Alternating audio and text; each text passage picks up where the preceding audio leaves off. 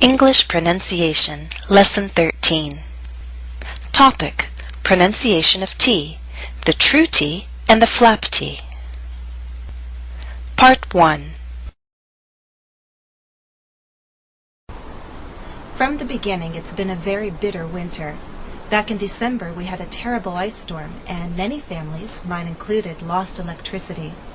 Today is a little warmer than usual, But I know colder temperatures will return. I'll try to stay warm. You do the same.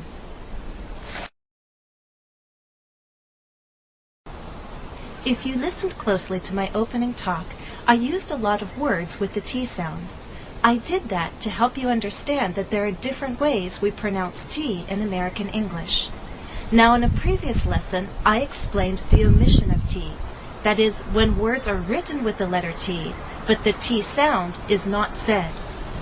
In this lesson, I'd like to talk about two different pronunciations of T.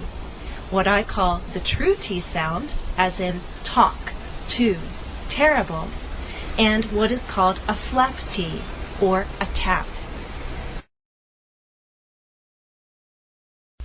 In my opening talk, you heard me say these words: bitter, winter, terrible, storm, today, little, temperatures, return, try, and this phrase: a lot of families lost electricity.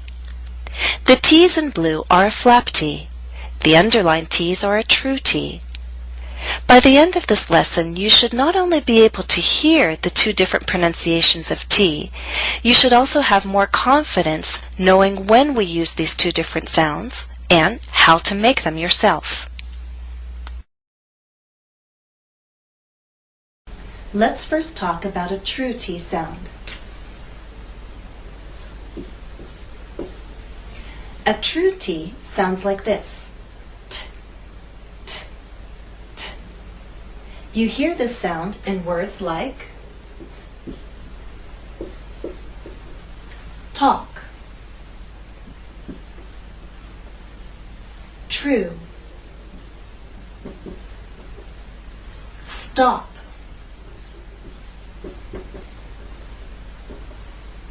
return.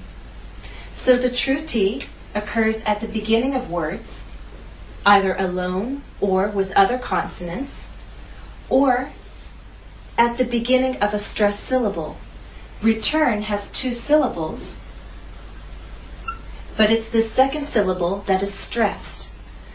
T is at the start of that syllable, so we say return. Again, the true T, t, t, t, is in all four words: talk, true, stop, return. Now, how am I making this sound? The T sound is what is known in English pronunciation as a stop. A stop is a consonant sound that is made by stopping the airflow. In the case of T, the airflow is stopped by the tip of our tongue and that hard bump behind your upper front teeth. The tip of your tongue touches that hard bump and stops the airflow, and then releases it. Picture this.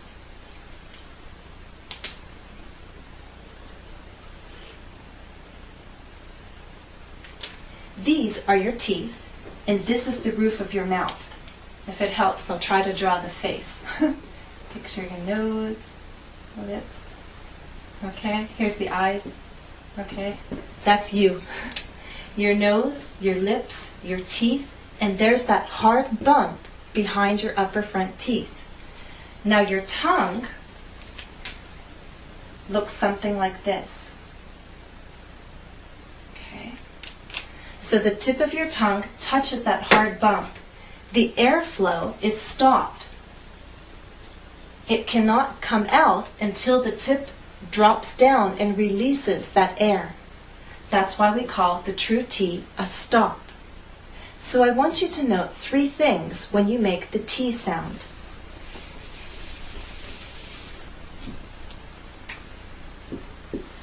First, you need to stop the airflow.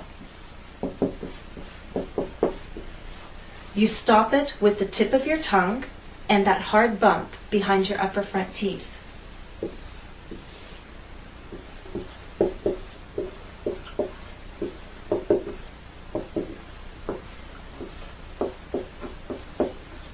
Second, when you release the air, there should be a puff of air. If you want to check to see if you're doing this correctly, take a piece of paper. As you say the T sound, the puff of air should be strong enough to move the paper in front of your lips. Watch. T, t, t, t. See? Now let me note one very important point. The true T makes a puff of air, but only when T, or TR, starts a word or a stressed syllable. With ST or STR, the true T loses that strong puff of air. So in the words to and true, we have the puff of air. But in stew and strew, that strong puff of air is absent. Take your hand and place it in front of your lips. Say these 4 words and you will feel the difference. Alright, the third thing I'd like you to remember is that the T sound is a quiet sound.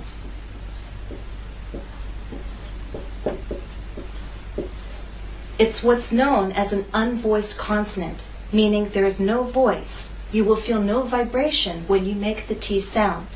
T, t, t. You know you're doing it correctly if you can feel the difference between this and its voiced partner, D. These 2 consonant sounds are made basically the same way, but T is quiet, it's unvoiced, and D is voiced. So you'll feel no vibrations when you make the true T sound, t, t, t. And you will feel vibration when you make the D sound, d, d, d. Also, take that piece of paper again and watch the difference. Now, here's the T.